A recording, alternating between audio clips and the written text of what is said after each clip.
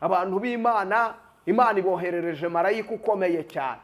2025 hari marayika umanutse, kandi uyu marayika azazanwa no gushyira ikimenyetso ku bantu bubasha Imana. Abo bantu marayika azaza bashyireho ikimenyetso. Imana itugirire neza. Hari ikimenyetso Imana ije kugushyiraho, ibyago ubwo bizagera ku bandi, we ntibizakugeraho. Amakuba ubwo azagera ku bandi, we ntabwo azakugeraho, kuko Imana imanuwe no kugushyiraho ikimenyetso. Icyo kimenyetso ni icy'ibyiza, icyo kimenyetso ni umugisha. Rero ambukana 2024 ikimenyetso cy'ibyiza, ikimenyetso cyo kwakira umugisha. N'ubu bintu bitatu Imana yampaye kugira ngo mbabwire ibyo bintu ko ari bitatu bizaba duhereye mu kwezi kwa mbere kugeza mu kwezi kwa 12 umwaka wa 2025. Ibi bintu ko ari bitatu bizaba ku buzima bw'abantu. Aba bantu ndimo mvuga ni abantu biyumvishije muri kiriya cyiciro natangiriyeho ndimo mvuga. Ntabwo ari ibyiciro byose aba bantu bizaba ku buzima bwabo, ni muri biriya byiciro by'abo bantu navuze. Imana y'amahoro itugirire neza. Bera ko ukunda Imana ni umenywa nayo. Ibi ngibi ndimo ndavuga. Iyi mvura muri 2025 izagwa. Imana y'amahoro idutabare. Iyi mvura izagwa kandi muzayibona, muzayirebesha amaso yayo. Yesu ashimwe. Ndagusuhuje, nkwifurije amahoro y'Imana, habwo umugisha n'Imana. Wowe ugarutse kubana natwe n'umugisha twongereye kugirirwa n'Imana yo yaturinze ibana natwe, cyane cyane abo yarindiye muri byinshi bitandukanye. Hari byinshi Imana yakurindiyemo, byari bitandukanye, byari bigoye, byari biruhanyije, ariko Imana yabikurindiyemo. Nishimwe rikomeye cyane. Uyu munsi ni itariki 31 kwezi n'ukwa 12 mwaka wa 2024. Turimo turagenda tuwugera ku musozo, turimo turawumara, turimo turawurangiza. Hasigaye amasaha abarirwa ku ntoki, ntabwo ari menshi cyane, ni amasaha make kugira ngo tusoze uyu mwaka. Icyo nkwibutsa, nuza kuwusoza ntugire ngo ni kubw'imbaraga zawe cyangwa ni uko hari icyo watanze. Oya, ntacyo. Ni ubuntu, ni imbabazi Imana yakugiriye, kuko n'aya masaha make ndimo nkubwira hari abari buze gutakazwamo ubuzima. Ubu hari umuntu wizeye ko ejo azarangiza umwaka, ariko nyamara Satani yamusabye. Mukanyuraza kumva bakoze impanuka bagapfa, kandi nabo bari bizeye kuzarangiza umwaka kimwe nawe. Rero Imana y'amahoro ikugirire neza. Imana y'amahoro igumye guhagararana nawe, kandi nanone dushima Imana. Dufite byinshi byo gushimamo Imana. By'umwihariko umuryango mugari wa Prophet Emma dufituye byinshi byo gushima Imana. Twashima Imana, twavuga ibyo yadukoreye, twavuga imirimo itangaje Imana yakoze, tukavuga iby'imbaraga Imana yakoze ku buzima bwacu. Ni byinshi Imana yakoze, kandi koko birahari. Gusa ushobora kureba ukavuga ngo hari ibyo bitaragenze neza. Uyu mwaka twahuye na byinshi bigoye. Buri muntu wese nzi ko uyu mwaka yawuvuga ukwe, kandi hari isomo byanze bikunze uyu mwaka ukwiriye kudusigira. Ni byinshi uyu mwaka wakoze bigiye bitandukanye. Twabonye abantu benshi batashye muri uyu mwaka, barapfa baragenda. Abari bakomeye bari bagize gute, barapfa baragenda. Insengero nyinshi zirafungwa. Ni byinshi byabaye. Habayemo impfu nyinshi zigiye zitandukanye. Uyu mwaka no mu mpera zawo urimo uragenda ugaragaza ibimenyetso by'uko utari mwiza. Hamaze iminsi hari inkundura z'indege zirimo kwica abantu barimo barapfa mu buryo bugiye butandukanye. Kuko ugiye kureba mu cyumweru kimwe indege zigera muri 4 zose zipfiramo abantu. Abo bantu ni benshi. Zikora impanuka mu buryo budasobanutse. Ni ikikwereka yuko ni umwaka wari ugoye, ni umwaka wari uruhanyije, ariko shimira Imana ko usoje ukihumeka umwuka w'abazima. Kuba ugihumeka umwuka w'abazima ni igishoro. Ni igishoro ugiye kwinjirana 2025. Kuba Imana yarakurinze, ibyiza biracyashoboka. Umuntu bitagishoboka ni umuntu wapfuye. Uri umuntu wapfuye akenshi ibyo biba birangiye, kuko ikuzimu nta migambi, ikuzimu ntacyo ukora, nta mirimo, ikuzimu nyine biba ari uko nguko. Iyo upfuye burya purani zawe ziba zirangiye, ariko kuba uri muzima byonyine ni igishoro. Ni igishoro wavuga uti Imana warakoze kunzigama, urebe ko urimo urabasha kugendesha amaguru yawe. Hari abasoje uyu mwaka batabasha kugendesha amaguru yabo, kandi batangiye uriya mwaka amaguru yabo agenda, ariko bakoze impanuka bacika amaguru. Abandi bari mu bitaro kwa muganga baramanitse amaguru, bamanitse amaguru kwa muganga. Mbega urabona ko bitari byoroshye, urabona ko byari bigoye, kandi urabona ko byari biruhanyije. Ariko ukunda Imana niwe umenywa nayo. Ukunda Imana niwe umenywa nayo. Iyo ukunda Imana, Imana ibana nawe. Iyo ukunda Imana, Imana iragufasha. Rero Imana yarakurinze. Icyatumye Imana ikurinda ni ukugira ngo mu gihe gikwiriye izakugirire neza, kuko hari isezerano Imana yavuze ku buzima bwawe. Hari isezerano Imana yagiranye nawe ry'uko itazakureka, ry'uko itazagusiga, ry'uko itazaguhana, ry'uko itazakurekura. 2025 ni umwaka w'umugisha ku bantu bubashye Imana. Nimvuga abantu bubashye Imana, 2025 ni umwaka Imana ije guhoza amarira abantu bamaze igihe barira, ariko bayaririra mu rusengero, bayaririra mu murimo w'Imana. Hari abantu bakoreye Imana, barakena barihangana, abakobwa basonje bakihangana, bareka kwiyandurisha ibyo kurya by'ibwami, barabyanga neza, banga gufata ibigezweho kugira ngo bakore ibyangwa n'amaso y'Uwiteka, banga kwiyandurisha ibyo kurya by'ibwami, banga kujya mu tubyiniro, banga kujya mu tubari, banga kwambara ubusa, banga gusambana ngo babone amatelefone ahenze, banga gusambana ngo babone imyambaro ihenze. Baravuga ngo twe turi abakirisitu, haleluya, kandi twe tuzahora turi bo. Abo rero Imana ije kubagororera. Hari abasore bihanganira mu mwami. Uyu mwaka wari urimo ibishuko byinshi, hajemo ibintu byinshi, uko bucya bukira ukabona hari imyuka igenda itera. Bundi mbere hajyaga hashukwa abakobwa, ugasanga abakobwa barashukwa n'abagabo, ariko ubu hadutse n'indi myuka nayo iteye ubwoba, ugasanga n'abasore nabo basigaye bashukwa. Hadutse imyuka y'abatinganyi. Mutinganyi rwose burimo burafata indi ntera. Urasanga abagabo benshi, abasore benshi barafata amafaranga, akavuga ngo kugira ngo nzicwe n'inzara nzahora nambaye pampa ariko njye mu butinganyi. Rero ugasanga mu buzima bwa buri munsi hari abantu babonye ibishuko biza ari byinshi. Harahirwa umushumba wihanganye akavuga ngo reka ngumye ndagira umukumbi w'Imana neza, ukabwira abantu inzira ibajyana ku musaraba. Urahirwa wa mushumba, urahirwa abantu b'Imana.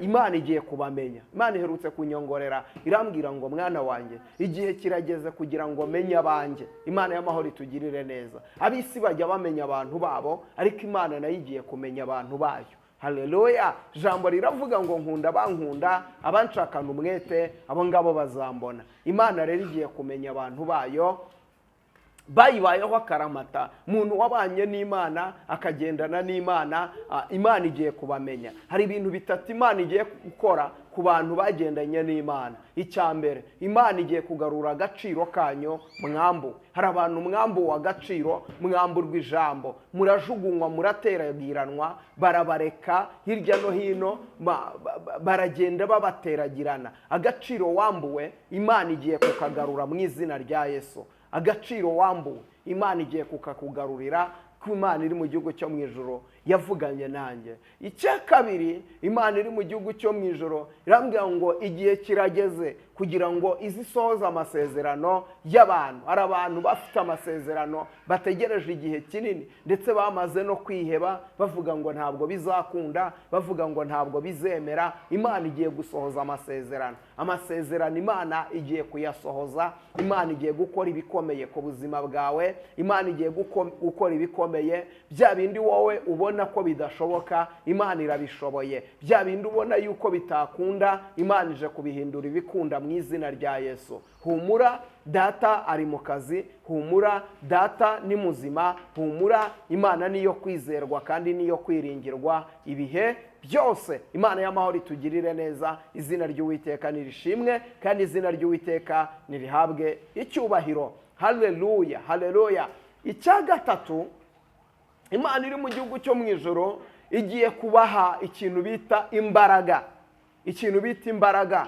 Imbaraga mu gusenga, imbaraga mu byo mukora byose, Imana igiye gushyiramo imbaraga. Kubera yuko ibihe bigiye kurushaho gukomera, ibihe bigiye kurushaho kuba bibi, Imana igiye gushyira imbaraga ku buzima bwawe. Imana ije gukomeza amaboko y'abakobwa, Imana ije gukomeza amaboko y'abagabo, Imana ije gukomeza amaboko y'abasore, Imana ije kubakomereza amaboko. Rero nimvuga ibi ngibi ubyumve cyane, Imana ije gutanga imbaraga, Imana ije gutanga ubuzima, Imana ije gutanga imbaraga nshya igukomereza amaboko. Imana ije kuguha imbaraga zo kugumya kuyiringira, zo kugumya kugendana nayo, kandi niyo ntego wagakwiriye kugira. 2025 ukagira intego ivuga ngo Mana ujye umpa imbaraga zo kugumya kugendana nawe. Muri ibyo yuzuye umwuka aririmba aravuga ngo Mana yanjye komeza ujye umfasha ngo utaramire neza icyo umbwira, mpore nizeye ijambo wambwiye, sinkabure ku mbaraga zawe. No mu bikomeye biriho ubu ngubu undamburira amaboko yawe, umpa imbaraga ku buntu bwawe kugeza igihe uzaza kunjyana. Imana rero ikomeza iguha imbaraga, kuko 2025 imbaraga urazikeneye. Imbaraga urazikeneye, ukeneye kugira umutima ukomeye, ukeneye kugira imbaraga, ukeneye kugira ububyutse muri wowe, ukeneye kugira ishyaka muri wowe. Imbaraga urazikeneye 2025. Rero Imana y'amahoro ikwambika imbaraga. Ibyo bintu bitatu Imana izabikora ku buzima bw'abantu. Ibyo bintu bitatu Imana izagarura agaciro. Imana iri mu gihugu cyo mu ijuru izasohoza amasezerano. Gatatu, izatanga imbaraga ku bazikeneye. Imana y'amahoro itugirire neza. Agaciro kawe wambuwe kazagaruka, kandi amasezerano yawe amwe atari yarasohoye azasohora mu izina rya Yesu. Ni ubuhanuzi nkuhanuriye aka kanya kuri iyi tariki ya 31. Ni ubuhanuzi nsanye ku buzima bwawe. Bwakire n'ubwawe, wabyanga wabyemera. Ibi ngibi ndabivuga ku bantu bubashye Imana. Hari igihe dutambutse ubuhanuzi ugasanga n'ibisambo birabwakiriye, ugasanga n'abatarakira Yesu nabo bakiriye ubuhanuzi, ugasanga barabyitiri. None ugazasanga rimwe na rimwe abo badakijijwe, abo bapagani bo mu rusengero, nibo bakubwira ngo bya bindi wahanuye ntibyasohoye. Ariko burya abana b'Imana nyakuri barabyakiriye kandi byasohoye ku buzima bwabo. Abana b'Imana nyakuri ibi tuvuga bijya bibasohoraho, bikagaragara kandi bikagaragarira buri wese. Imana y'amahoro itugirire neza. Hari ubutumwa tujya dutambutsa bw'abantu bose muri rusange, rimwe ugasanga abo ngabo ntibashaka kubufata. Hari ubuhanuzi maze iminsi ntambutsa, natambukije muri rusange, ariko ubu ngubu ndimo ndatambutsa nubwo abantu bubaha Imana, ab'Imana yamenye, bamwe basenga Imana, bamwe bahora ku mavi baringinga Imana, bamwe bakennye bakagumya bakisenga, bamwe bahuye n'intambara bakagumya bakabana n'Imana, bamwe bahuye n'ibibarushya bakagumya bakabana n'Imana, ntibigeze batezuka, bahoze bari imbere y'Imana. Abo ngabo rero nibo ndimo mvuga tugirire neza.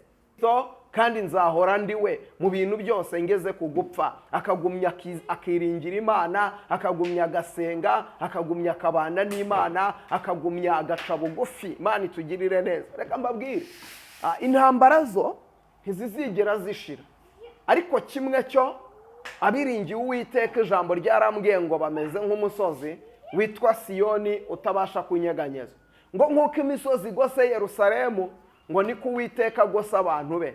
Rero ibi ngibi nje kukubwira, ubu buhanuzi butatu Imana impaye kugira ngo nze mukubwire, ibi ni ibizaba ku bantu basenga Imana. Imana y'amahoro itugirire neza. Hari abantu bamaranye amarira igihe kinini, abo ngabo abarira mureke kurira, gutabarwa kurabonetse. Abarira mureke kurira, Imana imanuwe no kubahoza amarira, gutabarwa kurabonetse, inzira zirafungutse. Hari irembo Imana iciye ku buzima bw'abantu. Imana ije kukuremera amashimwe, Imana ije kukuremera uburyo, Imana ije kukuremera inzira, kuko ni Imana ishobora byose. Rero abarira mureke kurira, gutabarwa kurabonetse. Abataka mureke gutaka, gutabarwa kurabonetse.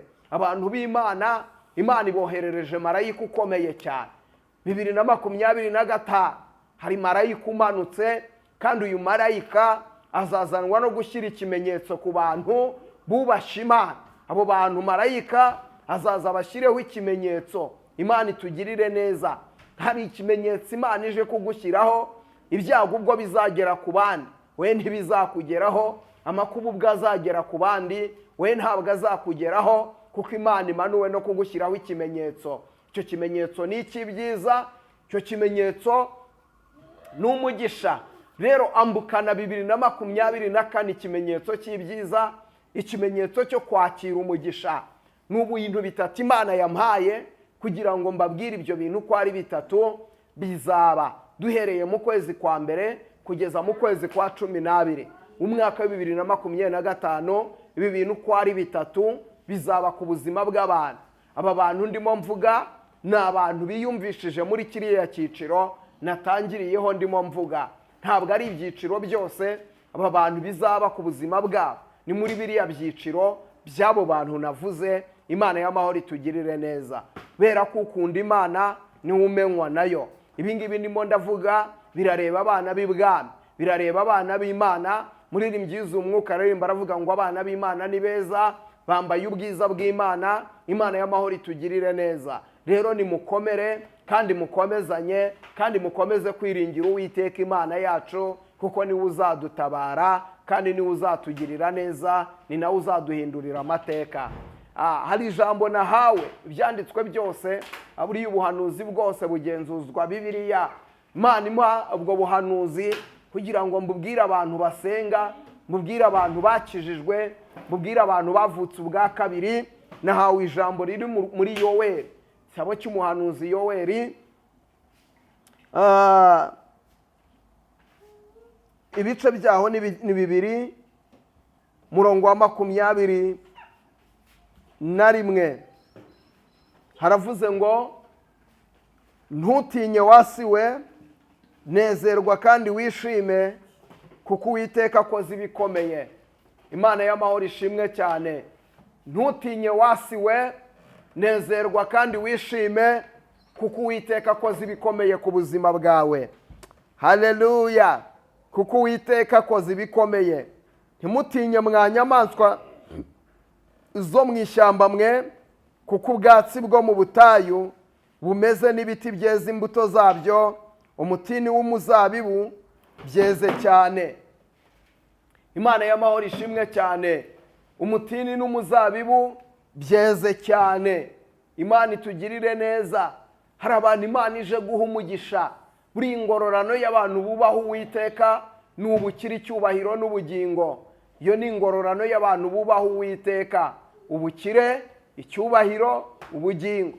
Uriya ndagira ngo nkubwire, mu kubaha Uwiteka bifite inyungu, bifite inyungu cyane. Iyo wubashye Uwiteka ukamwiringira, nta gihombo uzagira, nta n'ikimwaro uzagira, nta soni uzagira, ntabwo uzigera ukorwa n'isoni. Kuko ijambo riravuga ngo abiringiye ingororano y'abantu bubaho Uwiteka, ubukire, icyubahiro, ubugingo. Imana itugire neza. Nabyo ni bitatu, ni ingororano z'abantu bubaho Uwiteka: ubukire, icyubahiro, ubugingo. Ndagira ngo nkubwire, ni wubaho Uwiteka, ibi bintu bizaba ku buzima bwawe. Reka mbabwire, Uwiteka Nyiringabo Imana, nyuma y'ibi byose ducamo, nyuma y'ubu buzima tunyuramo, nyuma y'ibi bitunaniza, atubikiye ubugingo. Hari amagambo yabwiye Petero. Petero aramubaza ati ariko mwigisha, ko twasize ibyacu tukagukurikira, uzatugororera iki? Yesu aramubwira atumva, mukiri mu isi muzakubirwa inshuro 100, ariko ikirenze kuri ibyo hari uguhabwa ubugingo buhoraho. Ndagira ngo mvugane nawe, wowe unkurikiye none ahangaha, ukiri mu isi uzakubirwa inshuro 100, ariko ibirenze kuri ibyo hari uguhabwa ubugingo buhoraho. Buri inyungu y'umukristo uri tuyindi ni uko data tubikiye ubugingo. Imana y'amahoro ishimwe cyane. iyo niyo nyungu y'umukristo iruta iyindi. Data tubikiye ubugingo, data tubikiye ijuru, iyo niyo nyungu y'umukristo. Imana y'amahoro ishimwe cyane. Data nuko atubikiye ijuru. Haleluya. Kirenze kuri ibyo hari uguhabwa ubugingo buhoraho. Imana idutabare. Haramutse hatabayeho ijuru, ndagira ngo mbabwire, muri uru rugendo habamo kwihangana. Ikintu kiranga umukristo arangwa no kwihangana, kandi akihanganira imibabaro, akihanganira amakuba, akihanganira kunanizwa. Niyo mpamvu Yesaya yabyanditse neza, aravuga ngo hazabaho inzira nyabagendwa, iyo nzira izitwa iyo kwera, abanduye imitima ntabwo bazayicamo. Imana y'amahoro itugirire neza. Hazabaho inzira nyabagendwa, iyo nzira izitwa iyo kwera, abanduye imitima ntabwo bazayicamo. Ngo muri uru rugendo tugenda, ngo habamo inzira ebyiri. Habamo inzira yagutse, kuko inzira yagutse ngo ni inzira ijyana abantu kurimbuka, ngo ndetse inzira ifunganye ngo ni irembo rijyana abantu mu bwami bwo mu ijuru. Ariko igitangaje, abantu banyura mu nzira ifunganye ni bakeya. Abantu benshi dushaka kwinyurira mu nzira yagutse, kandi tugashaka kwinyurira mu nzira itatugora, mu nzira itaturuhije. Ariko nimunyure mu irembo rifunganye kugira ngo muzabashe kwinjira mu bwami bwo mu ijuru. Inzira yagutse wabasha kuyinyuramo n'ibyawe byose. Uyinyuranamo ubujura bigakunda, uyinyuranamo amagambo bigakunda, uyinyuranamo inzangano bigakunda, uyinyuranamo ishyari bigakunda, uyinyuranamo igomwa bigakunda. Ariko inzira ifunganye hari ibyo utanyuranamo. Ariko icyiza gihari, umuntu wanyuze mu nzira ifunganye akihanganira imibabaro, akihanganira gutotezwa, akihanganira gusuzugurwa, ukihanganira inzara, ukanyura mu irembo rifunganye, nta kabuza ingororano zirahari. Imana y'amahoro ishimwe cyane. Ingororano zirahari.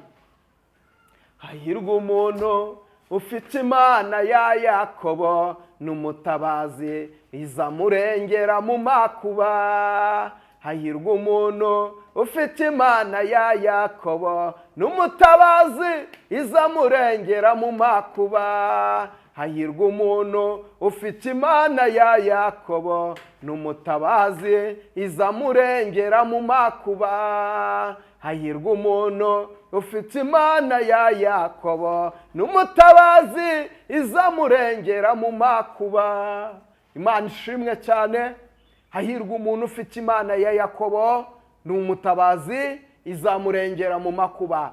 Umuntu rero ufite Imana ya Yakobo n'umutabazi izamurengera mu makuba. Umuntu ufite Imana ya Yakobo, iyi Mana izamurengera, kandi iyi Mana izamurwanirira, kandi iyi Mana izahagararana nawe. Rero 2025 abantu basenze Imana by'ukuri, n'ukuri Imana ije kubatabara. Nabigiboneye, nabibwiwe n'Imana. Abantu mwasenze Imana mutayiryarya, imibabaro mwahuye nayo, amakuba mwahuye nayo, ariko Imana ije guca inzira ku buzima bw'abantu bubashye Imana. Imana ishimwe cyane. Noneho nimunezerwe bantu b'Isiyoni mwe, mwishimire Uwiteka Imana yanyu, kuko ibahaye imvura y'umuhindo ku rugero rukwiriye, kandi bavubiye imvura y'umuhindo n'iy'itumba nk'ubwa mbere. Imana y'amahoro itugirire neza. Wowe nkurikiye, ndagusengera ngo Imana ikuvubire imvura y'umugisha. Imana ivubiye imvura y'umugisha mu buzima bwawe. Imana ivube imvura y'umugisha mu kazi kawe. Imana ivube imvura y'umugisha mu byo ukora. Imana ivubemo imvura y'umugisha. Imana ikuvubire imvura y'umugisha. Haleluya. Imana ikuvubire imvura y'umugisha, imvura y'umugisha igwe iwawe, imvura y'umugisha igwe muri bizinesi yawe, imvura y'umugisha igwe mu muryango wawe, imvura y'umugisha igwe mu rugo rwawe. Imana ikuvubira imvura y'umugisha. Iri jambo riravuze ngo kuko Uwiteka abavubiye imvura. Haleluya. Uwiteka abavubiye imvura y'umugisha. Imana itugirire neza. Iyi mvura muri 2025 izagwa. Imana y'amahoro idutabare. Iyi mvura izagwa, kandi muzayibona, muzayirebesha amaso yayo. Imana ibavubire imvura y'umugisha. Haleluya. imana y'amahoro ibavubire imvura y'umugisha, kandi imana y'amahoro ibaremere ikidasanzwe mu buzima bwanyu, mu mibereho yanyu, mu mitekerereze yanyu, mu mikorere yanyu. Imana y'amahoro ibakorera ibikomeye, imana y'amahoro ibaremere ikidasanzwe mu izina rya Yesu. Imana y'amahoro ihagararane namwe, imana y'amahoro ibagurira imbago, kandi imana y'amahoro ibiyereke muri byose. Havuze ngo imbuga zizadendezwaho ingano, kandi imivure izuzura vino n'amavuta ya elayo isesekare. Imana y'amahoro itugirire neza. Imbuga zanyu zizadendezwaho ingano. Imana itutabara. Izina ry'Uwiteka nirishimwe, izina ry'Uwiteka nirishyirwe hejuru. Imbuga zanyu zizadendezwaho. Haleluya. Ntabwo mwari mufite ibijya ku mbuga zanyu, ariko Imana iri mu gihugu cyo mu ijoro ibahaye kwaguka. Haleluya. Imana ibahaye gukomera. Imbuga zanyu muri uriya mwaka, imbuga zanyu kuko mwiringiye Uwiteka, kuko mwizeye Imana. Ibi ngibi ntabwo bireba abagiye mu bapfumu, ibi ntabwo bireba abajura, ntibireba abasambanyi. Ikireba abasambanyi ni uko mwagaruka. Nimugaruka Uwiteka azabakira, kuko abategeye amaboko yiteguye kubagirira ibambe. Rero ibi ngibi ndimo mvuga birareba abantu bubashye Imana. Hari abantu bubashye Imana n'uyu munsi ejo ari bonane, iyo yicara akavuga ati none ejo nzabwirirwa koko. Areba akabona nta buryo, arareba akabona nta nzira, avuga ati koko ejo nzabwirirwa, ejo koko bizagenda gute. Arateganya kuzajya kuvumba umunsi mukuru mu baturanyi, ariko ikintu kimwe yubashye Uwiteka. Haleluya. Ijambo rivuga ngo abiringiye Uwiteka bameze nk'umusozi witwa Siyoni. Uyu musozi ntubasha kunyeganyega. Haleluya. Ntabwo uyu musozi unyeganyezwa, ntabwo acogozwa n'inca mugongorwa. Abanzi be bose ntibamugarura mu nzira hisemo ijya mu ijoro.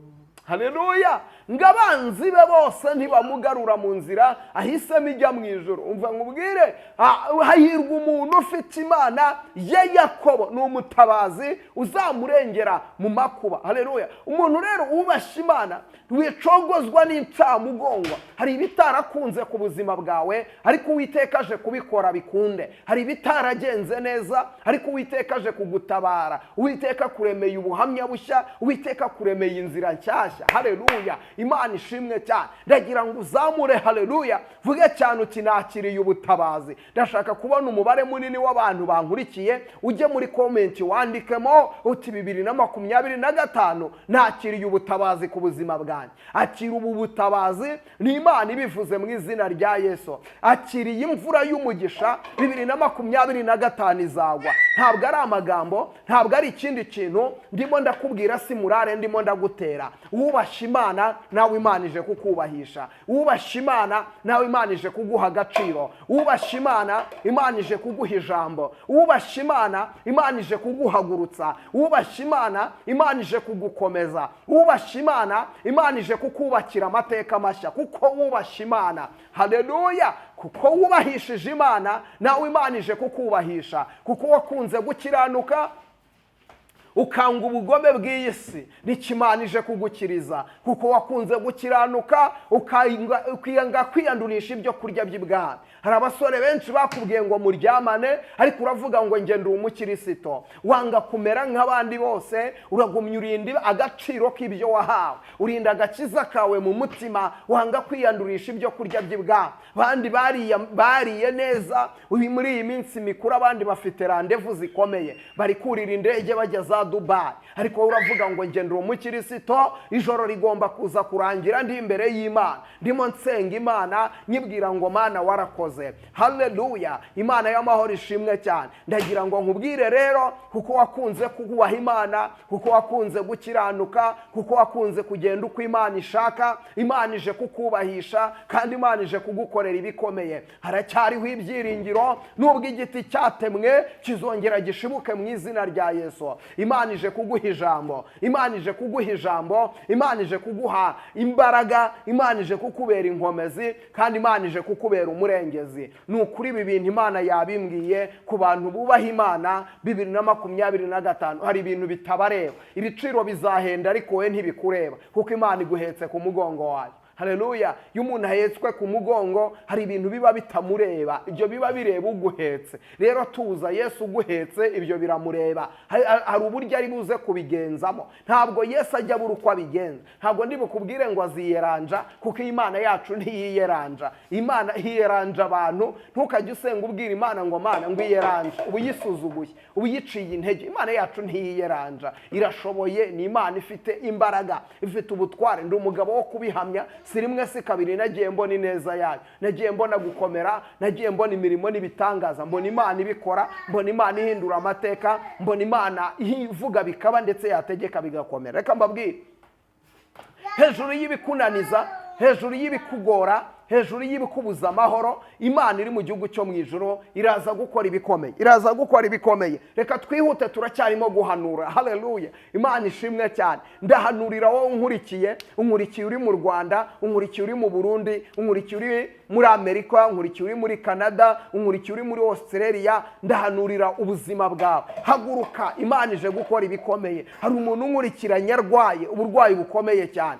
ayizo ni mashando wiribirifa. Ubwo burwayi bwakubayeho akarande, uyu mwaka wose ntabwo wigeze uba muzima, uyu mwaka urangije urwaye. Ariko umva, Imana iri mu gihugu cyo mu ijuru irambwiye ngo iragukijije. Hari ubuzima wabayemo, uba mu buzima bupfuye, ubaho mu buzima bw'umubabaro, urababara pe. Uyu mwaka urangizanyije umubabaro, uyu mwaka urangizanyije agahinda. Reka mpanurira ubuzima bwawe. Imana imanuwe no kukumara agahinda, Imana imanuwe no kuguhoza amarira. Hari umuntu unkurikiye afite umubabaro kubw'urugo rwiwe rurimo rurasenyuka, rurimo rurasenyuka. Satani arimo aragutandukanya n'umugabo wawe, Satani arimo aragutandukanya n'umugore wawe. Ubu tuvugana birakomeye, ntabwo byoroshye, mu mutima wawe urababaye kuko urugo rwawe ntirumeze neza. Ariko Uwiteka aje gusana ahari harasenyutse, aje kongera kubakire mu izina rya Yesu, aje kurukomeza kuko ni Imana ishobora byose. Wayi harunkurikiye urimo urarizwa n'abana wibyariye, uyu munsi wa none Satani yarabakunyaze, ntabwo bakiri kumwe nawe,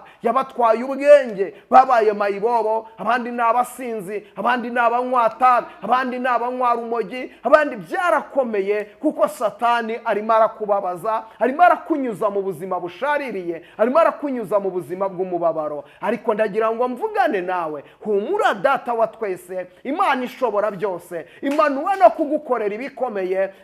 2025 ayo marira Imana ije kuyahoza, ayo marira Imana ije kuyaguhanagura, ako gahinda Imana ije kukagukuraho. Humura, Yesu aracyakora, Yesu ntabwo ajya ananirwa, kandi Yesu agufiteho umugambi. Yesu yakumenya amazina, Yesu yarakumenye, akumenya izina, ntazigera kurekura, kandi agufasha ukuboko, aragukomeje. Yesu aragukomeje, ntabwo azigera kurekura mama, ntabwo azigera kurekura papa. Ndavugana nawe mukobwa, byirashoboka yuko umaze igihe kinini buri mwaka ugusigira agahinda, buri mwaka ugusigira igikomere, buri mwaka hari souvenir gusigira kandi itari nziza. Mariage yawe buri mwaka irapfa, buri mwaka barakubenga, buri mwaka biranga. Ariko ndagira ngo nkubwire, iryo ntabwo ari ryo herezo. Imana wasenze, Imana wiringiye, ukanga kwishingira, ukanga kuva mu byizerwa, iracyahari kugira ngo igukorere ibikomeye. 2025 Imana igushije imvura y'umugisha mu bugingo bwawe, Imana igushije imvura y'umugisha ku buzima bwawe, Imana igushije imvura y'umugisha mu muryango wawe, Imana ikuremeye umunezero, kandi Imana imanuwe no gukora ibikomeye. Ni Imana itananirwa, izina ry'Uwiteka nirishimwe.